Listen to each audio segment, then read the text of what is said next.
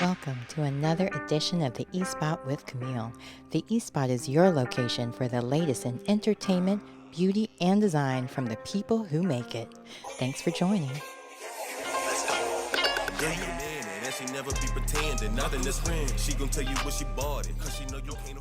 Right, so welcome to the eSpot with Camille. You already know this guest, but you may not recognize him because you can see over here in the picture, that's the before from the last time we spoke. Now look at him after. Hello, I'm here. Oh, I love the sound effects. That's awesome. That's awesome. I have a few. I've upgraded a little since last time we spoke as well. But all right, we got to dive into it because so many people gained weight during the pandemic. Yes. To hear how you were able to lose a whole actor-sized person. 85 pounds. 85 pounds. And you're not going to believe this, that I did it through no diets. Perfect. No diet. So, and no cardio. I hate cardio. Me too. Oh my God. Yep. But I don't like being on a treadmill, I can do elliptical for a while, but. Right. So check this out. And just so the folks know out there, you can look me up, Juan Vides. I am on TikTok, and you can see all my exercise videos that I do here on TikTok. That I do all these exercises that you're seeing in my videos. I do a full body workout in 1 hour, and it's all weight training, and it's more repetitions and lightweight. I'm 46 years old. I'm getting older, and I you got to be careful because you don't want to hurt yourself. And I always say you got to do proper form because you got to work into the weights. And a lot of mistakes that a lot of people do is go super heavy, or because they want to bulk up, or they think that by doing more weights, they're going to, and the whole key is no resting in between. So I do a full body workout. I started with 4 sets, but now I'm doing 6 sets and a repetition of between anywhere from 15 to 20 repetitions over and over, 20 reps. With the weights. Yeah. That's exciting because so a little backstory about me. I've worked at a few gyms, and I used to compete I was training to compete for fitness competitions back in the day. And like living in the gym was my least favorite thing. So my personal trainer pretty much would do the same thing you were doing. We did do like some rest in between. He would have me but his version of rest was doing cardio. Camille, you look perfect. You don't need to work out. I mean, I don't know what you're talking about. You don't age. You stay the same. You saw the video that before and after. You're still the same. Well, thanks for that. I've been through a lot of medical stuff since we last spoke. So I gained some weight, lost it back. Thankfully. Okay. You still look, for me, you still look the same. You're young, 23, right? Is that how you always told me? No, you know what? I'm going to admit my age because I think it's really important for people to realize that once you're over the age of 40, you don't look like the Golden Girls. I'm 48. 47. Sorry. Oh, wow. So we're the same age, but we were in high school at the time. Yeah. So speaking of schooling people, last time you were here, you gave us all the amazing tips to help get our SEO and learn market and do all the digital stuff. And since then, I ended up going to George Washington University and getting my digital marketing. As well as becoming an advisor for George Washington and down at University of Southern Florida or Florida State. I don't know. I did it for 2.5 years. I was doing that. So now I can speak from a more educated place as a before. You had to teach me what SEO stood for because I thought it stood for Sales Executive Officer. Whatever. And I was like, something with CEO, SEO. That's easy enough to figure out. Sure. But things have changed. TikTok is now a thing. I mean, you make sure you follow me back, Mr. Big Follower, 3,300 and something. What do you? No. I don't post a lot on TikTok. It's such a I tell everybody, TikTok is what was Facebook when everybody used to say, Facebook is for young people. Remember those days when people used to say Facebook was for young people? I remember it was like only if you had a college email you could get it. That's right. Like, the last thing I want to do is talk to college kids again. Oh yeah, yeah. Full So on adult, right? but now like everybody and their grandmother's on Facebook, so it's Or become more. only grandmothers. Or They got the moms group, the mommies group, and all that stuff. So, but this, I say you have to get in where it is an opportunity, particularly now. I always tell businesses get in while it's young, while get in while it's hot, because the audience is going to build. If TikTok will eventually become the Facebook. right. And then there's going to be something else coming in. There's going to be another. You remember back in the days, it was MySpace, and then Favorite. yeah. One, because you could, like, it was unlike with Facebook and all those other things, it was like all of that in one. You had your top 8 you could pick, so people knew just how passive aggressive you were as they moved in and out of your top 8. Yep. And so on. And you basically got a coding degree with decorating your page and being able to add music. I get that same kind of feeling with making my own websites and making websites for other people, where you have a lot of that, but it's still limited tech knowledge. So, but curious for you, because Threads just came out. X changed its name. There's so much drama in the LVC. It's kind of hard to be a social media person right now. So what do you recommend when people are trying to build their business or even brand? Right now, I would say what's hot right now, and it can help you with social media, with any businesses, is AI.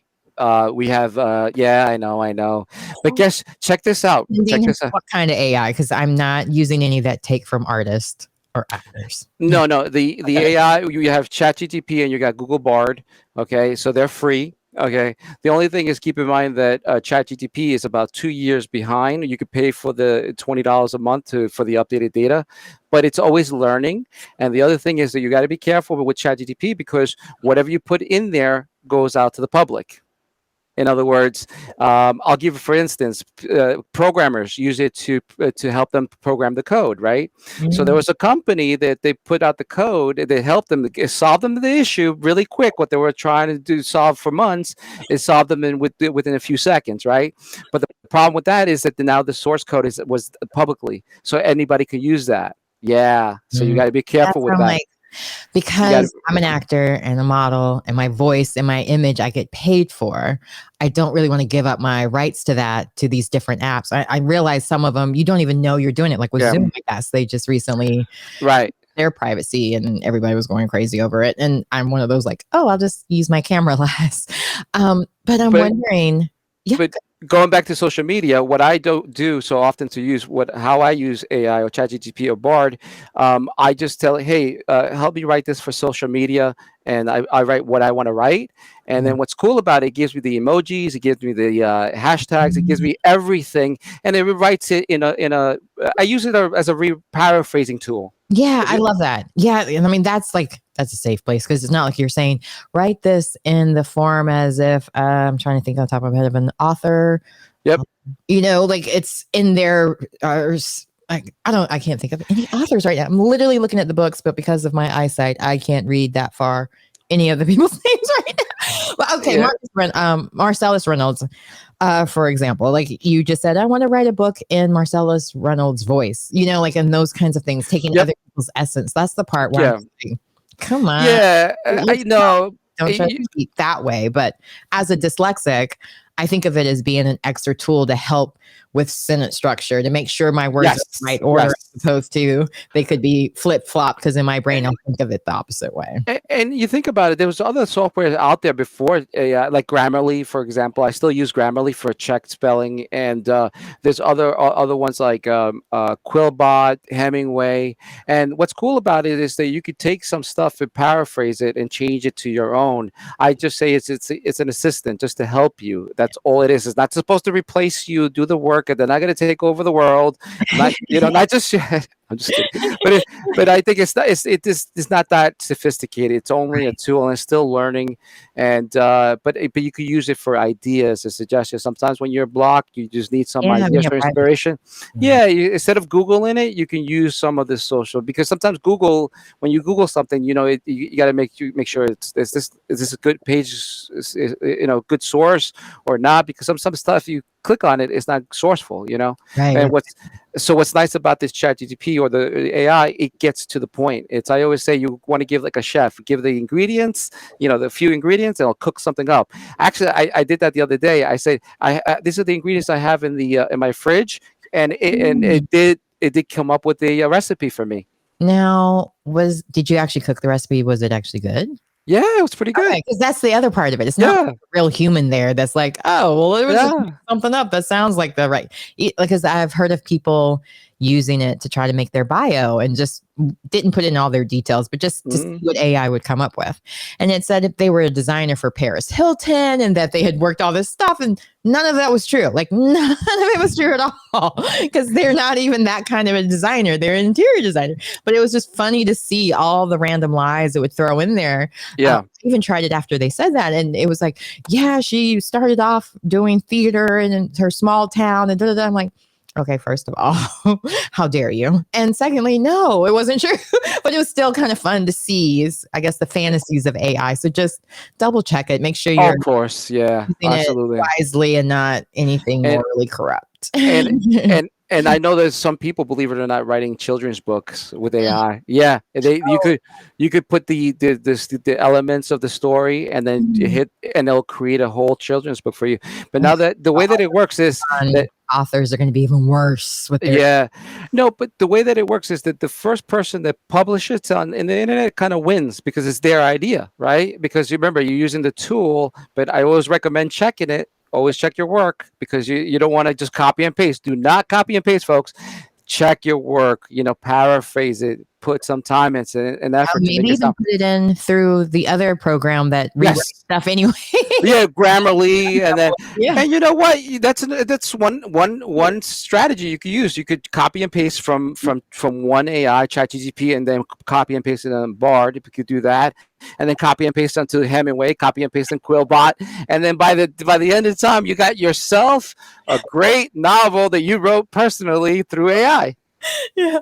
Well, it's interesting. I just I had emailed my husband a story about right here locally, and I didn't even notice at the very end of it, it said this story was automatically generated by the use of whatever the company was, AI, based on market research for houses being sold or something to that effect. Yep. And so it's one of those things, it's the slippery slope of like, are we going to stop paying journalists? Or, the people that have mortgages are going to lose out because they're having AI do all those stories? No, it's going to expedite things quickly. And it's going to create more jobs. Remember the Industrial Revolution, and when people came and they think they're going to lose their job, it created more jobs and more things, and people had to learn new skills. And whole industry. Yeah. And I'm just excited because it's going to make things a lot more quicker, smoother. But at the same time, we also have to be aware about what it can do. What are some of the dangers that it can do? So you got to be careful. Like I just said, with the code and putting that stuff out publicly, as a programmer, I wouldn't do that. Because it's you run a risk of vulnerability, security, intellectual properties, yada yada, all that stuff. But you can use it as a tool, like a spell checking tool. Talk about your programming. Yeah, exactly. Like I know for you were from Ecuador, Salvador. Sorry. Yeah. And I grew up overseas, so I was also English as a second language. And sometimes the vernacular of Americans, I still don't always catch. Like I'm still very literal in a way. And so when somebody says something, I'm like, okay, I don't know what that statement means, but it can help. Like when I write sometimes with emails or something, I'm always like, oh my gosh, they're going to think I'm spam or a scam. Yeah. Misspelling words or put it in the wrong order. So for me, AI Chat GPT and Bard and those different programs were great, because I always have that kind of block where I'm scared a little bit to write things, because people are like grammar and getting canceled for mistakes. Like you don't want to make, you get kind of scared of things. And I think it's a good tool on that aspect too, of just, I didn't know you did all the hashtags, because that's oh yeah. And are you ready for this? You can even tell, because I guess that would be connected with your YouTube and okay. I'm gonna tell you a little secret. You can even ask it to create a calendar for social media, and it'll create a whole schedule for you, and I can send that information for you if you like. and are you ready for this? You can even create a topic and say, create me a PowerPoint slide, so it'll give you the whole PowerPoint slides to what to put in. And I'll even take a step further with Google Bard. You could also ask it to include some images, ideas. Again, ideas. You got to be careful with images because you could always get caught with Really the weird fingers. yes. With the really that's when I always know it's AI and not an actual graphic designer. Hands are hard, even for artists, but when you see it on AI, it's always like nightmare material, the way the fingers are, or necklaces going into the skin, weird things like that. I mean, and again, for social media, I would use your images. Obviously, is always great, but if you use your images, make sure they're clear, high definition, and they stand out. Don't no blurry images because that takes away sometimes from the post or the message that you're trying to get. I mean, the worst is seeing a blurry image or a pixelated image.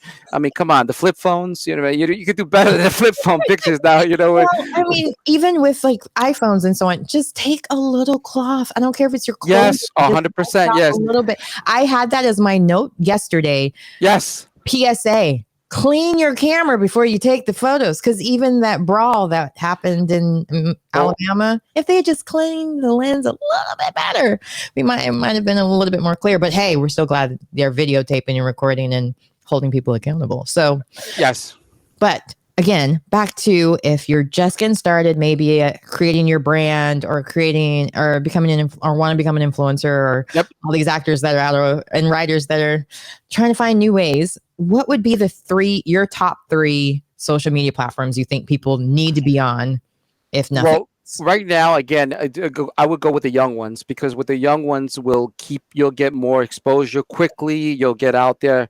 With the older networks, they're very, sometimes when you post something, algorithm. they're not, unless you pay them, unless you paid for the post, then they'll just, so with like TikTok or Snapchat, it's still kind of too young. Learn how to use them, and that's the I think I could recommend. And then also Instagram too. Instagram is always big too.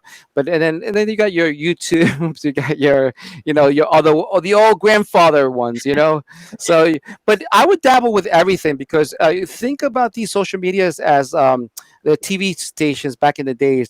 I'm going to date myself. So you had like ABC, NBC, CBS, PBS, the public broadcast system, where you had Sesame Street and all that stuff. So consider yourself as those channels. Social media is a channel to distribute your information and your content. But the important thing has to be content that is compelling, that people are going to like it, that they're going to say something. And also take a look at your past history to see which ones people like the most and which one you had the most likes, and go after that content, or build on that content so that you get more likes. Because if you got 100 likes on one post, hey, maybe we can reshare it too. That's another key factor. People don't reshare content, because you could always repurpose contents for the new friends and new audience. Yeah. Now, when you say reshare it, do you mean like a whole new post, or just like resharing your old post back into your stories or something to make them new? Yes, it's your digital assets, right? You own it, so you can reshare it. And I've done it, because even with my interviews that I did in the past, like the past week, what I just showed you, I could reshare that as a brand new. I mean, people see me as a different person, obviously, but hey, but it's the charm, right? Yeah. Look at me now. Updated version, 2.0. Yeah. And people want to do business with people like that are become experts or influencers, if you will, of your industry. Become an expert in your field. If you're a chef, become the best chef. Give something that's going to be of value, something that's going to be, people are going to be like, oh wow, I didn't know that.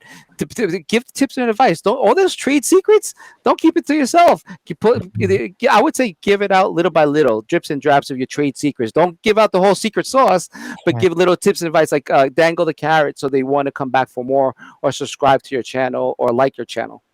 That's fantastic. So since you brought up business, how do you think about navigating LinkedIn? Because that was one of a lot of comments I got was like, oh, I never thought about tagging people in LinkedIn or hashtagging and the different things. So okay, your newest tips for 2023, 2024. I'm going to give you a little secret.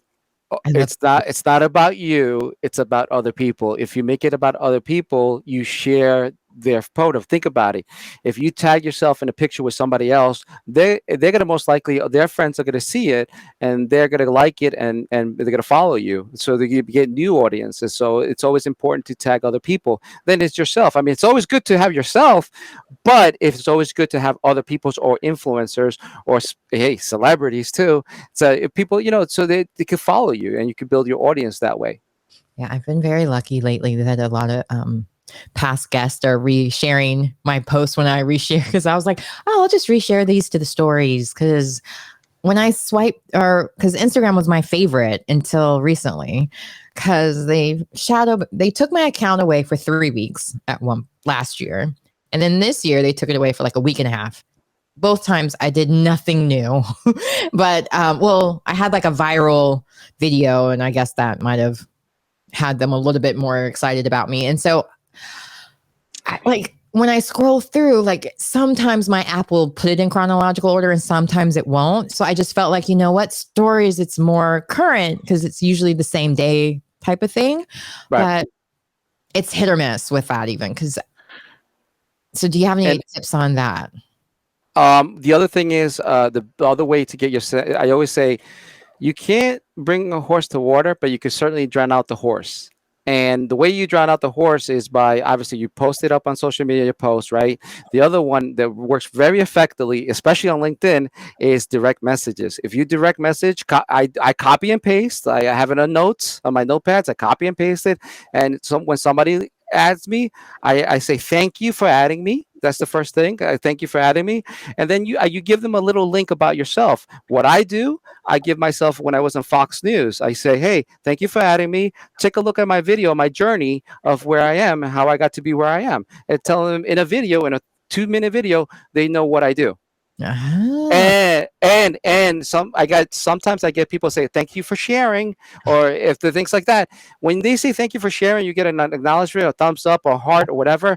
Hey, can we set up a phone call here? Can we schedule a phone call? You can send them the calendar, but the best thing I think is a telephone number. Here's my phone. Call me anytime, and it works. You'd be surprised. I get a lot of phone calls, and a lot of people call me.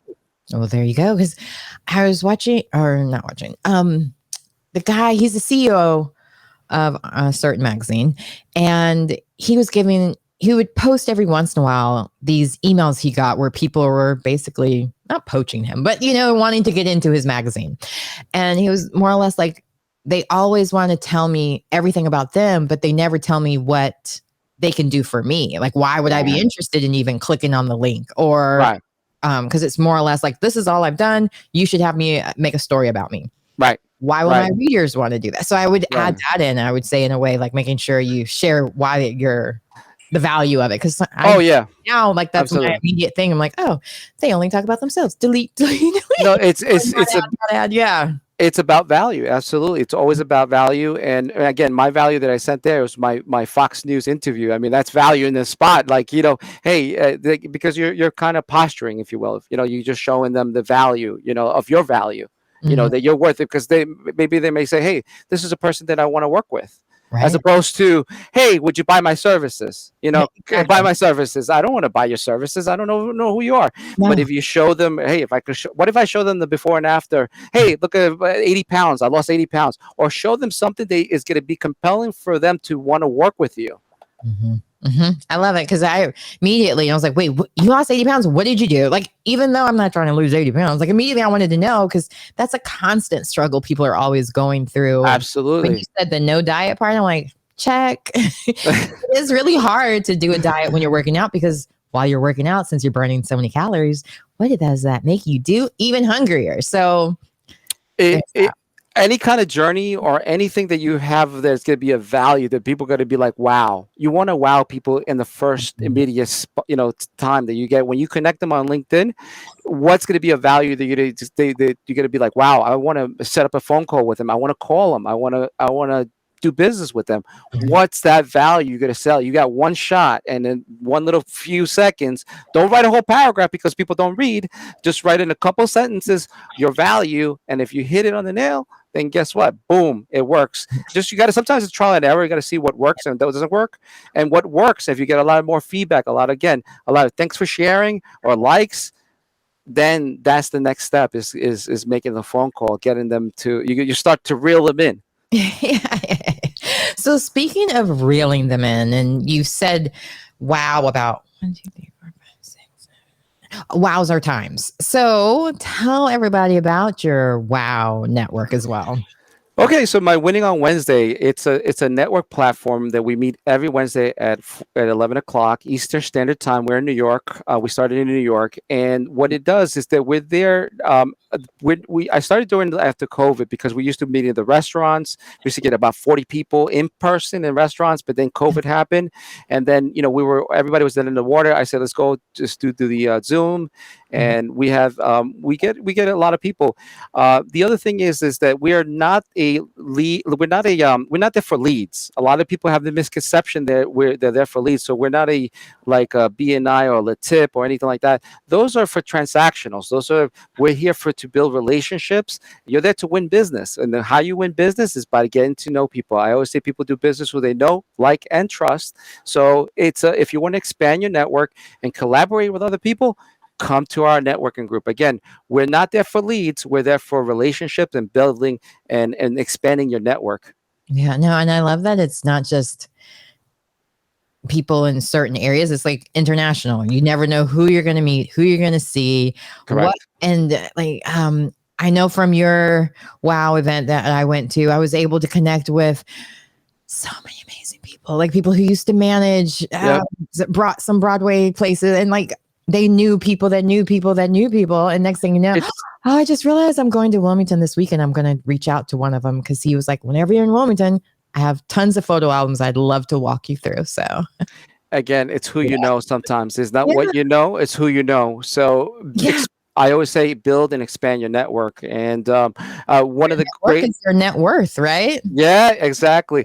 And one of the things I'm proud to say this is that we're partnered up with the Long Island African American Chamber of Commerce. So that was a really nice deal that we were able to work with the Chamber of Commerce, and it's the beauty. And that's another thing is that we're very diverse. Our networking group is very diverse, and believe it or not, I even have a deal possibly working with the Jewish Lawyers as well, Association as well. So I'm really excited, because there's a lot of people that want to work with us, and they get it. The lawyer part too, because I have a lawyer he's my lawyer, but it's really hard for me to ask him questions where it's kind of like, wait, are you going to bill me for this? Because some of these questions I'm asking because I'm too scared to send an email, but it might be a great time to exploit another attorney. I mean, ask another attorney. Just kidding.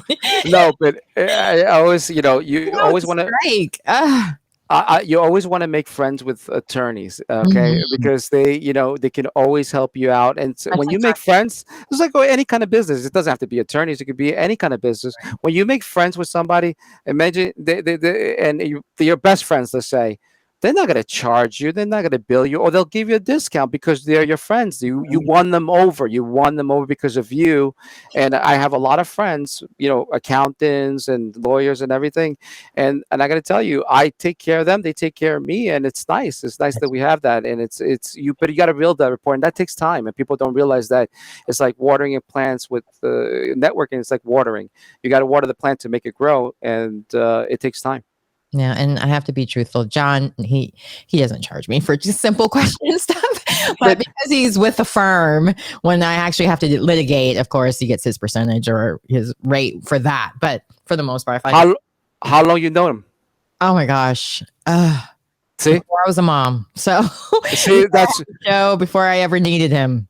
But you build that trust and that relationship, so that it's like a friend. It's like it's like your friend that would if he gets stuck on the road, you go pick him up. Are you going to charge him, or is he going to charge you? You know what I mean? Like it's like that type of thing. It's like no, you're going to do that as a friend.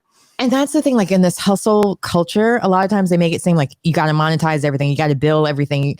If friends really support you, they're going to pay full price. And I'm like, what? No, we don't do that over here in my world, because I do believe in communal.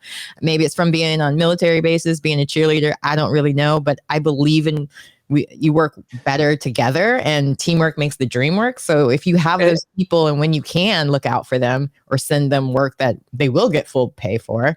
Because I have another friend that's attorney, and he asks me questions, I ask him questions, we work back and forth a lot, but I always feel guilty because I hate reading. And I'm like, you're going to read that entire 5-page 9-size font and contract for me in like a couple hours? Yep. Okay, how much of my mortgage do I have to pay you for that? Because that's what I would do. But if he ever needs like modeling or podcasting, I'm there for him like immediately. Yep. So thank you, Trevor, by the way, because I'm going to be in a documentary, and I had him look over the contracts because he does all the documentary contracts for a lot of big studios. And again, you remember, one other thing also, when you're looking for friends, you also want to check their energies. Make sure their energies align with your energies, because sometimes, that you could tell off the bat if it's somebody you get along with, and it's just feel their vibe or their energy. And if you get a good feeling of that, then you know what, then you become friends and win them over. And then your instincts too. Your instincts, yeah, you got to know your instincts, and you got to work with people who support you too as well. And then vice versa. But but it's always good to make new friends. I always like making new friends, because a new friend is a new opportunity. True.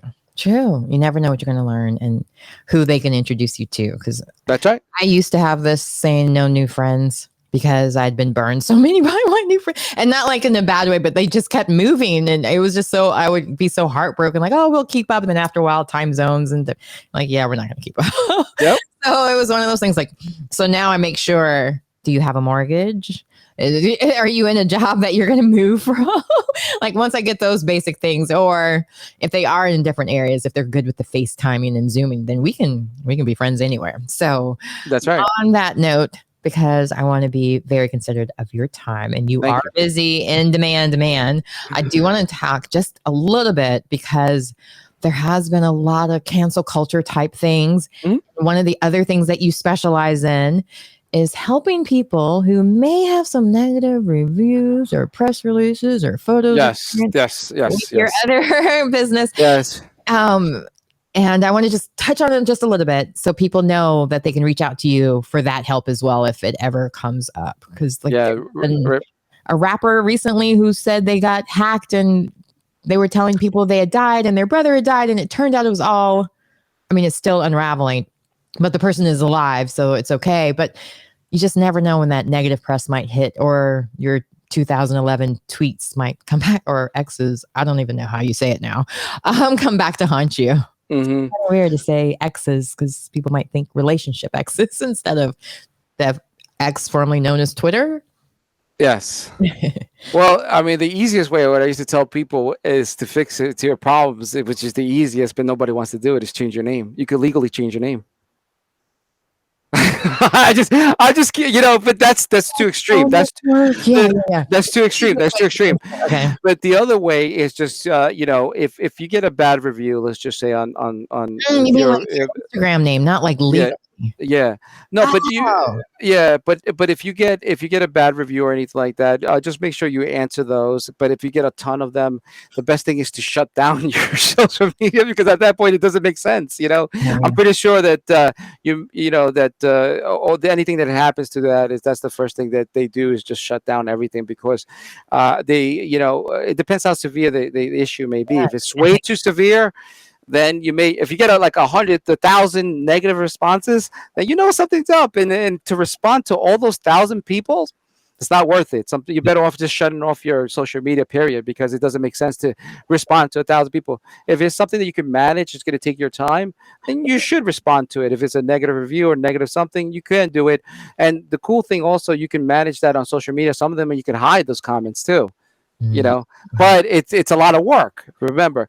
And then to fix it on Google, you have to create positive content. That's where we do the reputation management, where we build websites, or we build positive content to push everything up, and we do the search engine optimization to push all that stuff. But it becomes very expensive, very costly. We had clients that would get paying us about $30,000 a month. So it could, yes, it could get much trouble. See, but those are top levels executives. Listen, I don't have those anymore, but and the other thing is that it's become a lot. Everybody's doing it now, So when I first started, a lot of people, it was kind of new.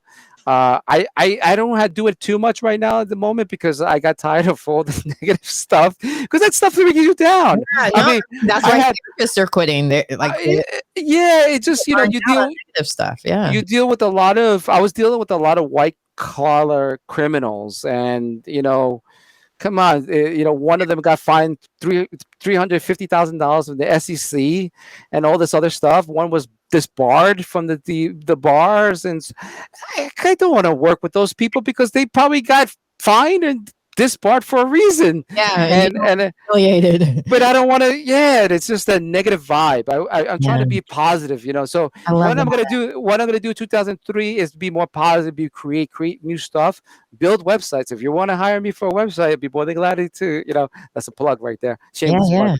No, but I've been doing websites for 25 years, and in the digital world, 25 years is a very long time. Yeah, that's like dog years, right? Yeah. Yeah, 25 years. So to be on top of it for that long, there's a lot of information locked in there. You got to be on top of it. And I remember when I first started, this is going back with Mambo, Joomla. These are content management systems. Media. Yeah, all back in the days, and Mac, and then the Dreamweaver. I remember. Yeah, Macromedia is Dreamweaver. Yeah, Dreamweaver. I remember that. That's the Dreamweaver. Oh yeah, I worked in. Funny enough, I used to work at the School of Education, and my job was to help all the instructors update their material and train them on how to use the Macromedia and different things. I'm like, wait, I've been working in digital media and marketing for longer than I even recognized, because I just thought of it as a work, working towards to pay off my tuition, because my goal was to finish college and be debt free because I was paying it all myself, and I did. So I wasn't really paying attention to what I was doing to get there because I knew I didn't want to do that long term. And funny enough, here I am. So again, all those great tools, you just never know when you're going to need them, even from Macromedia days. Yeah, you remember Flash. And by the way, now websites have to be compliant. That's another important for the disabled, the hearing impaired, and the visually impaired. You have to make sure that the websites are compliant and that they're accessible.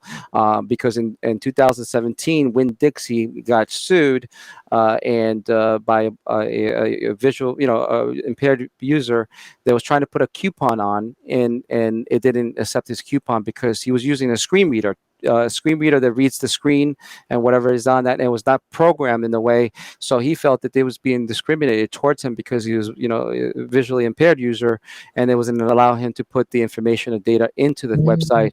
So he sued Winn-Dixie. The judge awarded $100,000 to the plaintiff, and at the end of the day, that's when the floodgates opened and all these other attorneys started suing all these companies. And there's no way to get around that. You have to settle out of court, and settlements could be anywhere from $20,000 to $10,000. So make sure your website is ADA compliant. There's a lot of plugins. If you use WordPress, there's a lot of other plugins for this disability and hearing impaired. Huh. So as a dyslexic, I wonder if there's any. No, they do. They do have one for dyslexic. They do. They do. Nobody uses it, so a lot of times I don't read stuff. I'm like, just skim it through. So, good to know. Yeah. All right. Well, I want to make sure that I give you the time to actually really plug yourself. So tell everyone how they can keep up with you, how they can follow you, where sure. you all the sure. So for my website, if you would need a website, my website is Tech ACS Corp. So it's www.techacs.com. And you can get me there for website design. And from the other networking, if you want to expand your business, you want to grow your business, I do have a networking group with over 3,000 connections and people that I can introduce you to. And that's winningonwednesday.com. Again, it's winningonwednesday.com.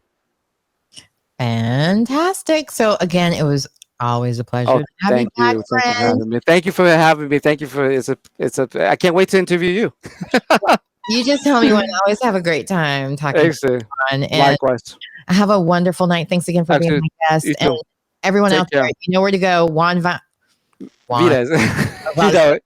Valdez. It's okay. It's okay. I left the donkey at home.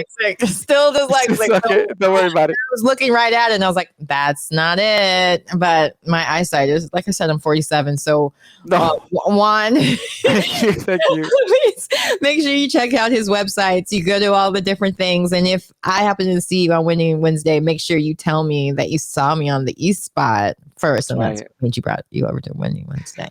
Thank you so much, Camille. All right. It was a pleasure. And thank everyone for watching. And make sure if you want more information about Juan, I will have it on my website. You can get that at CamilleCowart.com. Again, it's spelled right there. CamilleKauer.com. So thanks again for tuning in to the East Spot. And have a great one. Bye. And